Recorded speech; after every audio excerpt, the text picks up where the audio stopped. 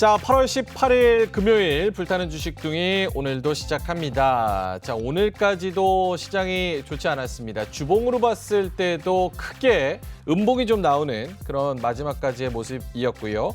코스피가 0.6%, 코스닥이 1% 가까이 떨어졌고 코스피는 그래도 장중의 낙폭보다는 조금 만회하면서 2,500선을 지켜줬습니다. 2,504포인트에서 거래를 마치는 모습이었습니다.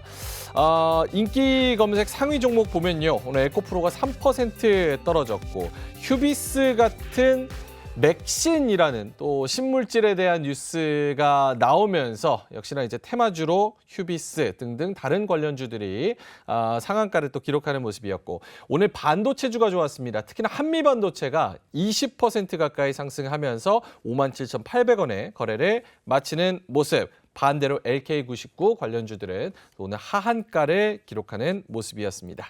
시장이 굉장히 어지럽습니다. 종목들의 수급도 그렇고요. 중국, 미국 이슈들도 굉장히 여러 가지 이야기들이 나와서 우리가 이걸 어떻게 분석해야 되는지 헷갈리는 그런 시장인데요. 다음 주에도 여러 가지 이벤트가 있기 때문에 잠시 후에 금쪽상담소에서 여러 가지 이야기들을 나눠보도록 하겠습니다. 자, 채팅창에 60분 가까이 와 계십니다. 독고건희님, 환멸장님, 자두님, 흑사자님, 즐기면서 살자님, 스누피님 말씀을 해주고 계시고요. 오늘 또 금쪽상담소에 나오시는 분에 대한 기대감을 많이 채팅창에 드러내놓고 계신데요. 오늘도 여러 가지 섹터에 대한 이야기 그리고 대외적인 변수에 대한 이야기 나눠볼 텐데 질문 있으시면 채팅창에 올려주시면 저희가 쏙쏙 뽑아서 바로 또 소화를 해보도록 하겠습니다. 자, 그러면 금쪽상담소 오늘 금요일 마무리하면서 또 다음 주를 준비하는 마음으로 금쪽상담소 시작해보도록 하겠습니다.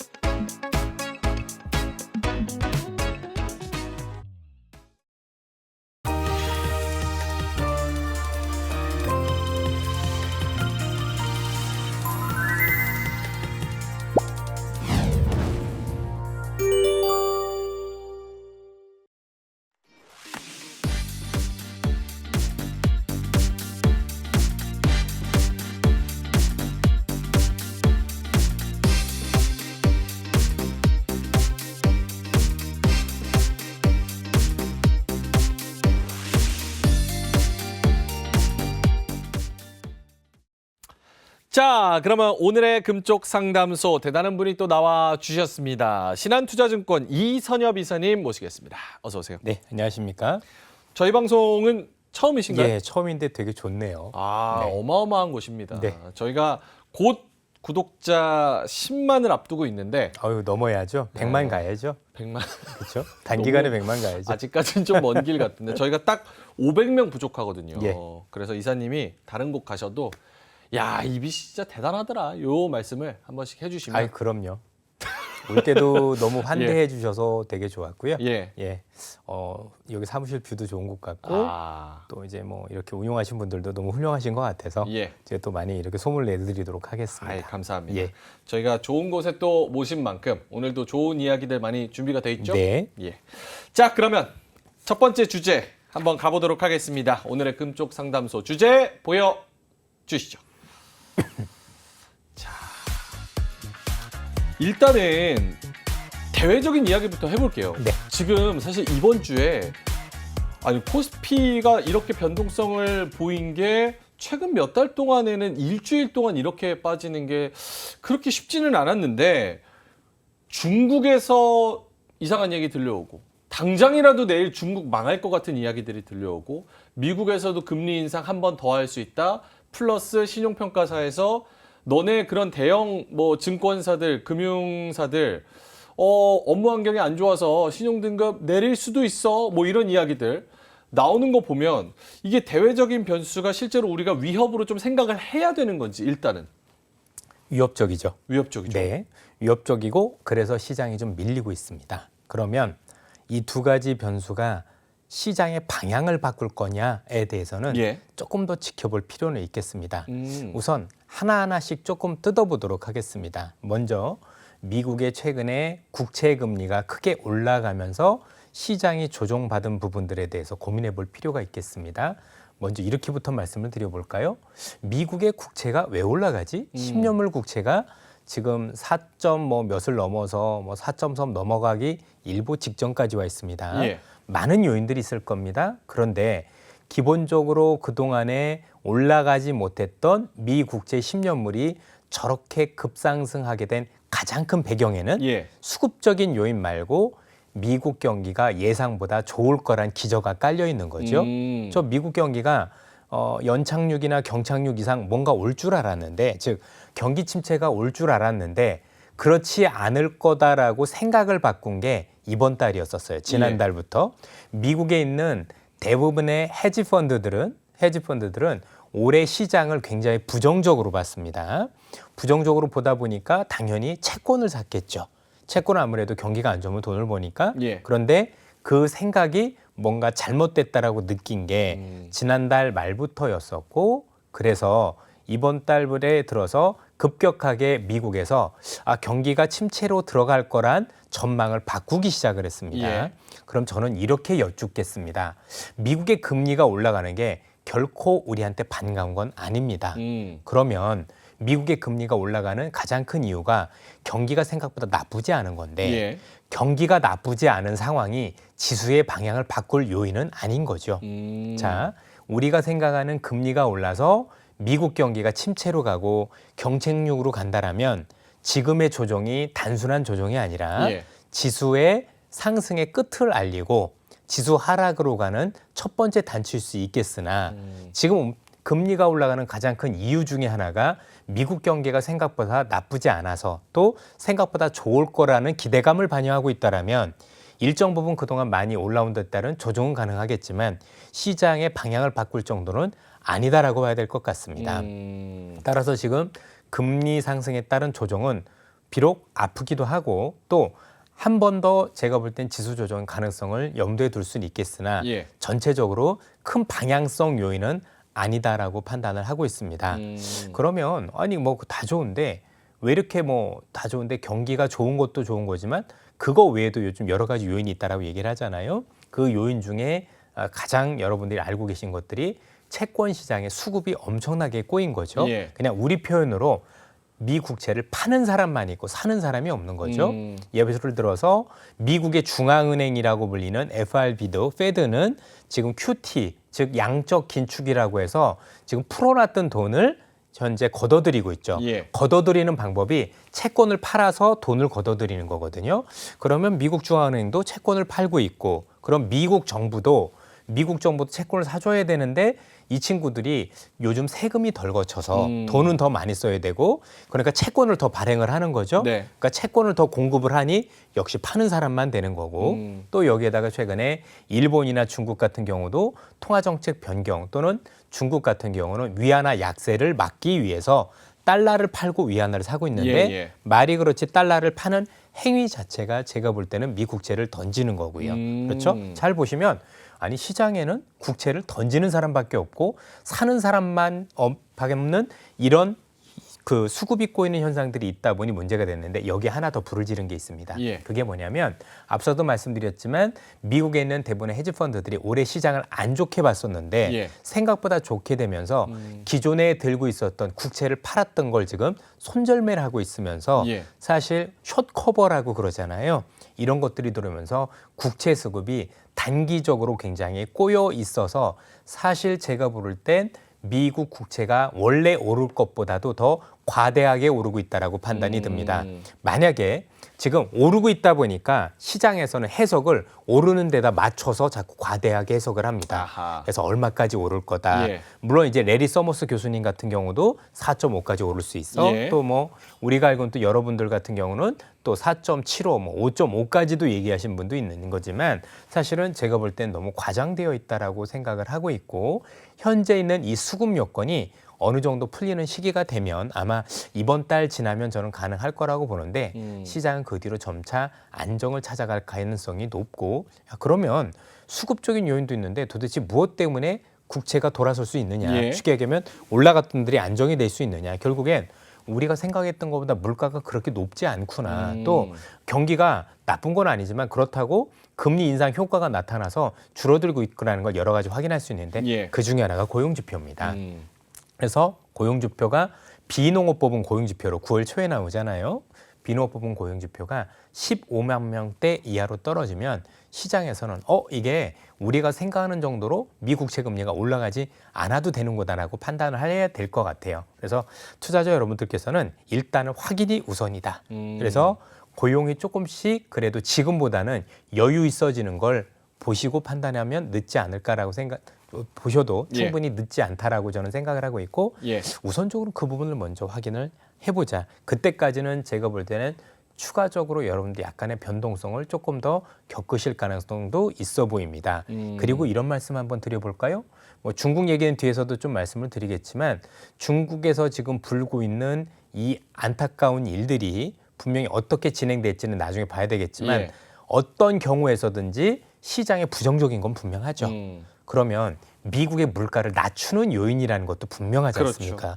이거 하나만 봐도 미국의 물가가 지금 우리가 우려하는 만큼 올라갈 가능성이 매우 낮고 그러면 여러분들 많이 질문 주시는 것 중에서 지금 미국의 고용이 너무 탄탄합니다. 그래서 사람을 계속 못 자르기 때문에 계속해서 물가가 올라갈 수밖에 없어요라고 얘기를 하지만은요. 사실 이 정도 금리되다 보니까 최근에 기업들은 사람을 자를 수 없지만 그 기업이 없어지고 있습니다. 쉽게 얘기해서 고금리를 못 견딘 한계 기업들의 파산이 늘어나고 있어요. 그래서 이 파산이 늘어나면서 길거리에 나앉는 사람들이 조금씩 늘어나기 시작을 했습니다. 예. 그럼 여기서 한 가지 조금 더 말씀을 드리면 그러면 그런 기업들이 파산을 하고 이 사람들이 길거리에 나앉으면 시장이 안 좋은 거 아니야? 라는 질문이 연결될 수 있는데 예. 그렇지 않은 게 한계 기업이 파산했다는 얘기는 미국에서 우리로 얘기하면 골맞던 상처가 터졌다라고 그렇죠. 보시면 되고요. 오히려 이 기업들이 없어짐으로 인해서 기존에 있던 기업들이 이 산업들을 다 가져가면서 구조조정 효과가 크게 되면 시장은 되려 실업률이 좀 올라감에도 불구하고 예. 부정적으로 반응하기보다는 긍정적으로 작용할 가능성이 높다라고 보시면 되겠습니다. 예. 따라서 1차적으로 미국 국채 금리에 따른 시장 조정은 제가 볼 때는 길게 갈 성격의 조정은 아닌 것 같고 현재 우리가 알고 있는 수급이 꼬여 있다라는 점 그리고 현재 미국 같은 경우 생각보다 하반기로 갈수록 경기가 지금보다 약간은 둔화될 가능성이 있다라는 이런 점들을 감안을 해보면 예. 시간이 9월 정도에 제가 볼 때는 들어서서는 어느 정도 안정 단계에 들어가지 않을까. 그러면 이로 인한 어떤 영향은 시장의 방향을 바꾸는 정도는 아닌 것 같고 제 개인적인 판단은 어쨌든 그동안 많이 오르기도 했으니 그 오른 부분에 대한 일정 부분의 쉬어감을 뜻하는 게 아니겠느냐라고 아주 조심스럽게 말씀을 드립니다. 알겠습니다. 뭐 미국 쪽 이야기는 해주셨고 살짝 중국 언급을 해주셨으니까 사실 지금 우리가 민감하게 좀 반응하는 부분 플러스 우리나라랑 조금 더 직접적으로 연결돼 있는 부분이 중국 아니겠습니까? 근데 오늘 시장까지 헝다그룹 파산보호 신청했다라는 뉴스가 나왔고 여기에 멈추지 않고 중资, 벽개원 요런 기업들이 줄줄이 지금 빚을 못 갚고 혹은 이자를 못 내는 상황까지 있어서 줄줄이 파산할 수도 있다. 그리고 부채 규모가 몇백조에 이를 만큼 어마어마하다. 우리나라가 상관관계가 중국이 훨씬 더 높기 때문에 그런 의미로 생각했을 때는 요거를 우려를 오히려 더 해야 되나 미국보다 그런 생각이 드는데 반대로 일각에서는 리먼 사태다, 뭐 중국판 리먼 사태 이거는 좀 너무 나갔다라는 분석도 있고. 네, 맞습니다. 우선은 중국판 리먼 사태라고 불리는 건 제가 봐도 너무 나갔다라고 생각을 너무 하는 게, 나갔으니까. 네, 왜냐하면 리먼 사태라고 불릴 정도가 되려면 이 파장이 글로벌 금융시장의 시스템을 건드려줘야 되거든요. 예. 그런데 잘 아시다시피 최근에 있었던 중국에서 일어나고 있는 이 일련의 사태들은 사실 중국 정부가 일정 수준 부동산을 구조조정하는 과정에서 사실은 일부러 일으킨 일이다라는 걸 모르는 사람은 없을 겁니다. 잘 아시다시피 2021년도 들어서 중국 정부는 부동산 시장에 대해서 집은 살아야 될 대상이지 투기 대상이 아니다라고 얘기를 하면서 예. 세 가지 레드라인을 얘기를 했습니다. 잘 아시다시피 그 세 가지 레드라인은 이 기업들이 지켜야 될 어떤 부채와 관련된 부분들, 예를 들면 뭐 순부채 비율 같은 경우 100%를 유지해라. 예. 또 뭐 자산 대비 뭐는 현금은 뭐 70% 유지해라. 이런 것들이었었고요. 이걸 지키지 못한 기업들 같은 경우는 첫 번째 증자도 못하게 했고, 두 번째 채권도 발행하지 못하게 했고, 예. 은행에서 돈도 빌리지 못하게 했습니다. 앞서도 말씀드렸지만 야, 이들 기업의 빚이 몇백 조래. 근데 자산도 몇백 조거든요. 자, 우리가 볼 때 보면 빚이 얼마냐가 중요한 게 아니라 예. 빚만큼 자산도 얼마 있느냐도 봐줘야 되잖아요. 그렇죠. 그러면 이 기업들이 문제가 돼도 그 자산만 팔아도 빚은 갚을 수도 있는 거잖아요. 그렇지 않습니까? 그런 측면에서 우선 바라볼 필요가 있다라고 보여지고요. 보통 우리가 리만 브로더스 사태를 떠올리려면 앞서도 말씀드린 것처럼 이 위기가 외부로 나가서 한국 또는 미국에 어마어마하게 금융에 타격을 줘야 되는데 예전에 리만 브로더스 사태 같은 경우는 잘 아시겠지만 미국 주택 시장의 부실을 파생 상품으로 셀다운해서, 즉 2차 해서 전 세계 금융기관들이 다 나눠갖게 되면서 전 세계 금융기관들이 다 어지러웠었잖아요. 예. 그런데 아시다시피 중국은 파생 상품이 없습니다.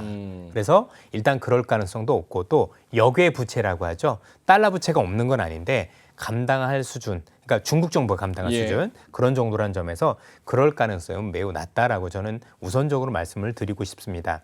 그리고 말씀드린 김에 지금 벽개원이란 기업이 야, 이렇게 큰 기업이 어려워질 정도면 그만큼 경제가 어려운 거 아니냐라는 말씀을 주십니다. 맞는 말씀이에요. 지금 중국 경제는 우리가 알고 있는 수출도 어렵고 내수도 어렵고 투자도 안 되고 있어서 굉장히 어렵지만, 중요한 건 이 벽개원은 중국 정부가 하지 말라는 짓을 하면서 파산할 수 있는 가능성까지 온 기업입니다. 무슨 얘기냐?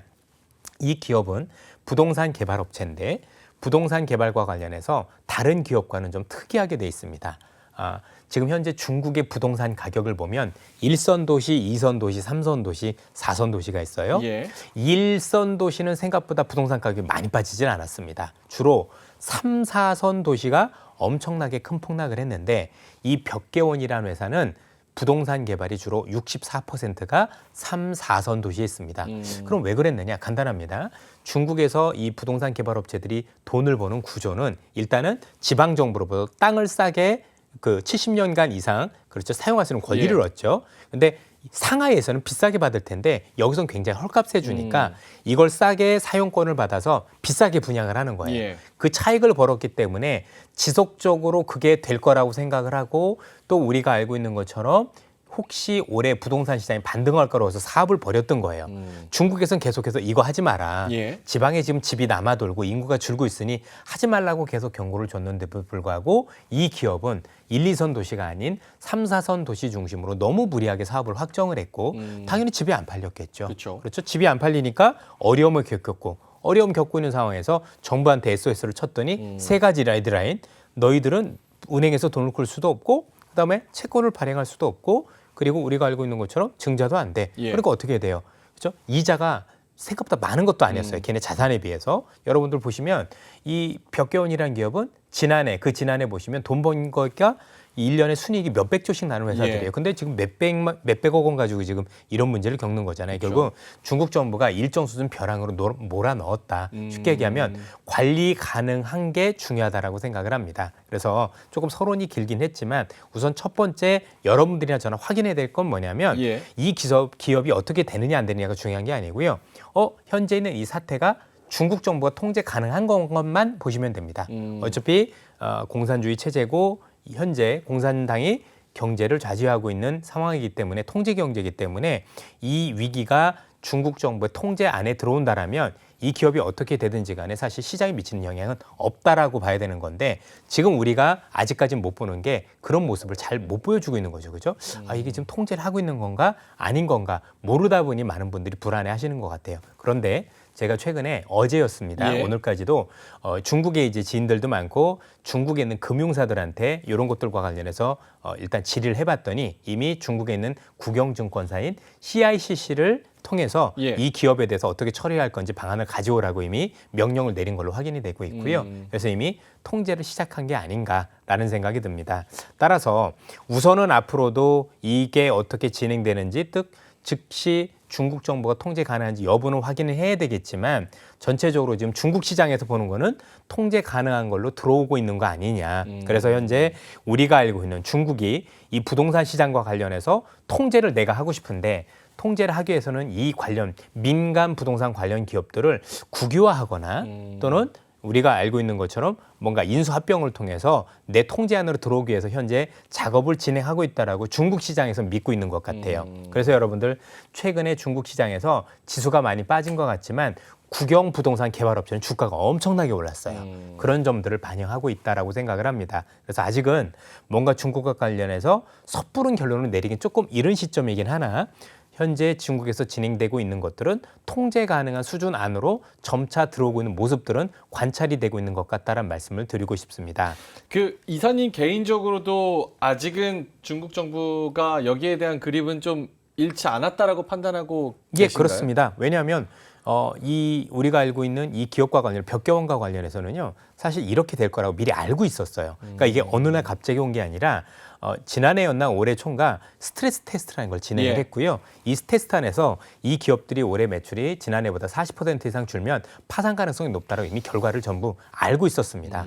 그리고 앞서도 말씀드렸지만 그런 상황에서 얘네가 돈이 부족하다고 했는데도 불구하고 지급을 거절했다라는 거죠. 예. 이런 것들을 보면 니네가 저지른 일이니까 일정 부분 니네가 책임을 져라는 부분들까지 있는 건데 어쨌든 그 기업과 관련해서 중국 정부가 어떻게 하겠다라는 걸 이미 청사진을 가지고 청사진이라는 표현은 조금 그렇지만 어떤 대안을 가지고 지금 움직였다는 증거들이 시간이 지나면서 하나씩 나오고 있는 것 같아요. 그 부분이 제일 걱정되는 건데 사실 뭐 중국에서는 민간 기업이라고 하더라도 이 정도 사이즈면 다 중국 정부의 인사가 들어가 있거나 아니면 중국 정부가 충분히 다 컨트롤할 수 있는 그런 기업들이 중국 기업 대기업들이잖아요. 네.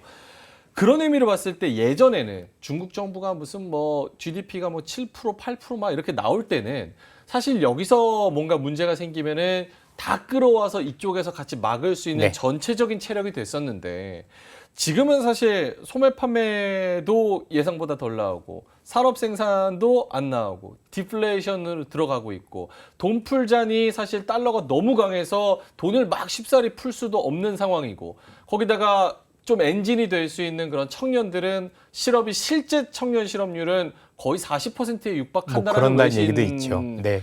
분석도 있기 때문에 이게 중국 정부가 컨트롤을 가지고 이전처럼 무언가 밀어붙이고 구조조정을 한다 그래서 쉽사리 될까? 그리고 지금 벽개원, 중쯔, 뭐 헝다, 완다도 원래 또 문제가 있었던 것처럼 앞으로 이런 기업들이 줄줄이 나타나지 않으리라는 그런 보장이 없기 때문에 리스크 관리를 좀 많이 해야 되는 거 아닌가 이런 생각이 많이 들거든요. 우선은 지금 말씀을 주셨지만 이런 큰 기업들 또는 이 기업 말고도 여러 기업들이 또 이런 위기에 놓일 수 있다라는 가능성은 충분히 염두에 둘 수가 있을 것 예. 같습니다. 그래서 중국이 비록 통제가 가능하다고 하더라도 그 후유증은 상당할 것 같기는 해요. 앞서도 말씀드렸지만 이러한 위기 자체가 중국의 시스템 위기 또는 이게 글로벌 시스템 위기까지 가지는 않을 거라고 아직은 기대는 하고 있지만 그럼에도 그렇게 막는다고 하더라도 그로 인한 경기의 후퇴, 상당 기간 경기가 안 좋아질 거에 대해서는 사실은 대부분 투자자들이 이견이 없는 것 같습니다. 저는 예. 그렇게 판단을 하고 있고요. 여기서 이제 중요한 것들이 이런 벽개원이라는 기업도 있지만 예. 최근에 문제가 는 중농신탁이라는 기업도 지금 문제가 되고 있잖아요. 이 신탁사들 같은 경우도 사실은 굉장히 나쁜 짓을 많이 해서 최근에 안 좋아진 케이스인데요. 잘 아시겠지만 이 중농신탁의 2대 주주 예. 중쯔그룹이라는 기업이 있죠. 그렇죠? 이 그룹에서 이 중농신탁한테 부실한 기업체들한테 좀 대출해 주게끔 뭔가 한 부분들이 있어서 일단 문제가 된 것도 있었고 이번에 문제가 됐던 리차이라는 이제 그러니까 무슨 이제 새로운 금융 상품이 있었는데 그게 사실은 되게 폰지였었어요. 예. 그래서 돌려막기가 안 되면은 문제가 되는 이런 부분들이 있어서 사실 이 신탁업체들 문제가 많이 됐었는데 어쨌든 전체 신탁업체들이 가지고 있는 자산들 중에서 이렇게 비규제가 돼 있는 이렇게 해서 중국에서는 우리가 아는 표준화된 상품이 있고 비표준화된 상품이 있거든요. 비표준화된 상품으로 된 것들에 대해서 중국 정부가 그렇게 하지 말아라고 권고를 하고 그랬는데도 불구하고 이렇게 나쁜 짓을 하면서 파산한 케이스가 됐기 때문에 사실 일정 부분은 뭐 건져준다고 하더라도 약간의 어떤 그 일벌백계 차원에서 뭔가를 하는 것 같습니다. 어쨌든 전체적인 지금 말씀을 주셨지만 결론적으로 이 기업 말고도 생각보다 여러 기업들이 생각보다 안 좋은 케이스에 놓일 가능성은 높다라고 보여지는데 그것과 관련해서 관해서는 여전히 제가 볼 때는 중국 정부가 통제 가능한 구역으로 몰아넣고 있다라고 보고 다만 그게 워낙 덩치도 크고 지금 예. 경제가 좋지 않기 때문에 그에 따른 경제가 뒤로 후퇴하는 부작용은 우리가 상당 기간 겪어야 된다라는 부분은 우리가 충분히 가지고 넘어가야 되지 않을까 싶습니다. 알겠습니다. 미국과 지금 중국에서 나오고 있는 노이즈 충분히 말씀을 해 주셨는데 우리 SK 리님께서 이런 거 다 알아야 주식하나요? 너무 힘드네. 아닙니다. 그렇지는 않습니다. 너무 힘들다고. 제 주변에서도 그렇고 예. 저 역시도 마찬가지고 이런 거 알아서 주식에서 성공한 사람은 없습니다. 오? 예, 대부분 여러분들 주식을 굉장히 잘하는 분들은 예. 좋은 기업을 고르는 분들이었던 거지 아. 이런 거 아는 거 전혀 상관이 없습니다. 이야. 예, 대부분 여러분들 부자분들이나 주식을 많이 했던 분들도 예. 이런 사태가 있을 땐 대부분 얻어맞습니다. 그러나 결국은 좋은 기업을 들고 끝까지 버티거나 예. 또는 이런 위기를 통해서 이런 위기가 전환점이 올 때 예. 주식을 싸게 사시는 거죠. 그렇죠. 그러면서 위기를 극복했던 거지 이런 위기는 다 피해가고 매크로를 다 알아서 그런 적은 없고요. 예측하거나 그런 네, 힘들군요. 안 됩니다. 그래서 대부분 경제학을 전공하신 분들이나 경제학자분들이 돈을 못 버는 게 그래서 그렇습니다. 뉴턴도 망했잖아요. 주식하다. 뉴턴뿐만이 아니라 우리가 알고 있는 굉장히 유명한 케인즈라는 분도 케인즈 학파. 예, 와. 케인즈 학파에 거둔 그분도 경제학적으로 주식을 분석했을 때는 손실이 굉장히 컸었었고요. 예. 경제학을 버리고 기업에 집중하면서 예. 돈 벌기 시작했고 이 얘기는 제가 얘기한 게 아니라 워렌 버핏이 계속하는 얘기입니다. 워렌 버핏은 진짜 예. 주식 잘하죠. 예, 버핏이라는 분이 케인즈 봐라. 저 친구 굉장히 경제학 엄청나게 잘하지만 경제학에서 돈 못 벌었잖아요. 예. 그럼 여러분들 제가 좀 이런 얘기를 해도 되는지 모르겠지만 예. 아마 시중에서 나오는 경제학을 굉장히 잘하시는 분들은 예. 대부분 비관론자실 거예요. 오. 공통점들이 있죠. 그렇죠? 왜 그런지 아십니까? 경제학이라는 학문 자체가 예. 비판적인 학문이에요. 예. 그렇죠? 항상 경제를 볼 때 불만스러운 거죠. 성장하려면 이렇게 바꿔야 돼. 아하. 그렇죠? 예를 들어서 케인즈 학파 중심으로 있으면 이렇게 해서 안 되는 거고 그래서 시카고 학파적으로 해야 돼. 예. 이런 게 한다든가. 그래서 경제학을 굉장히 잘하셨거나 또는 아니면 경제학 중식으로 움직이는 분들은 거의 강의로 먹고 사신다. 아, 그렇죠? 학문적으로 네, 학문적으로 먹고 접근을 사시는 하신다. 거고 예. 진짜 뭔가 주식으로 큰 돈 버시는 분들은 예. 항상 시장의 변화를 보시거나 음. 좋은 기업을 발굴하시는 거죠. 그래서 그 기업들이 가지고 있는 가치 또는 성장 잠재력 이런 것들을 보시는 분들이 돈 버는 거기 때문에 이거 모르셔도 괜찮습니다. 이거 알고 있는 사람 없어요. 누가 알겠습니까? 항상 또 이게 공감이 가는 부분은 우리가 또 위기라고 얘기할 수 있는 뭐 코로나 때도 그랬고 뭐 다른 여러 가지 때도 진짜 이러다 나라 망하는 거 아니야? 세계 망하는 거 아니야? 근데 돌아보면 그때가 기회인 경우가 엄청 굉장히 기회였죠. 많았고 맞습니다. 완다도 사실 몇 년 전에는 막 진짜 중국 망할 것 같이 막 얘기를 했지만 지나고 나서는 지금 뭐 누가 얘기한다고 기억하는 사람 별로 없고 오늘 완다 파산했다고 아까 말씀하셨지만 오늘 위안화는 강세였어요. 그렇죠? 그러니까 여러분들 우려하는지 모르겠지만 중국 우려 안 했다라는 거죠. 그래서 이런 위기가 나올 때는요. 예. 핵심만 아시면 돼요. 이 위기가 왜 왔지? 그럼 어떻게 해결되지? 두 가지 외에는 아실 필요가 없어요. 예. 앞서도 말씀드렸지만 현재 중국 시장과 관련된 위기는 헝다가 얼마 규모고 벽개원이 얼마 규모고 여러분들 그런 거 외우실 필요가 없고요. 딱 하나만 보시면 돼요. 예. 그래서 중국 정부가 통제 가능한 거야? 아. 통제를 하고 있어? 그것만 보시면 되고요. 예. 안에 들어오면 걱정 안 하셔도 되는 거고 와 중국 정부가 통제를 하는데도 그걸 벗어나서 와르르 무너지고 있어. 이럴 예. 때 걱정하시면 됩니다. 알겠습니다. 이로운 경제 채널 EBC